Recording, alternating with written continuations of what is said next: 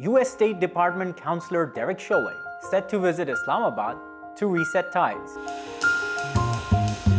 Pakistan and U.S. seek to deepen engagement as the U.S. State Department Counselor Derek Chollet visits Islamabad this week.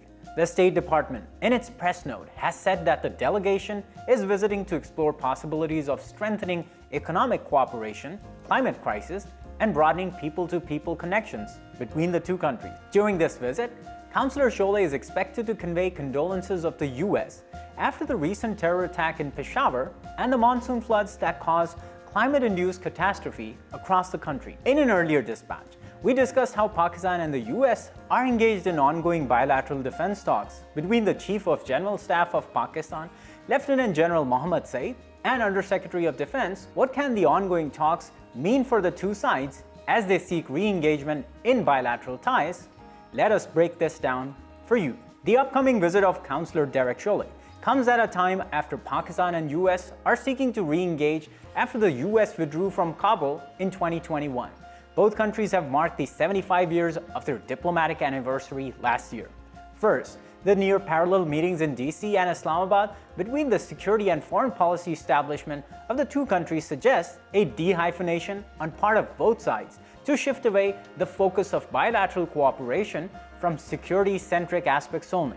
The two countries for decades have approached their bilateral relations through the security lens. After withdrawal from Afghanistan, the US has reshifted focus to the Indo-Pacific region and the Russia-Ukraine conflict. Second, in light of the shift, analysts have prescribed expanding cooperation in areas such as climate change, disaster management, and economic investments, primarily in the tech and education sectors, as well as expansion of people-to-people cooperation, while asking for expectations to be dialed down to keeping the relationship stable.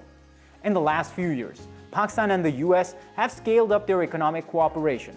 Bilateral trade has risen to $6.6 billion, and Pakistan happens to enjoy a trade surplus with its Western partner. With Pakistan facing a serious economic crisis, opening up further engagement with US businesses can help revive the economy, if not in the immediate, but certainly in the short and long term.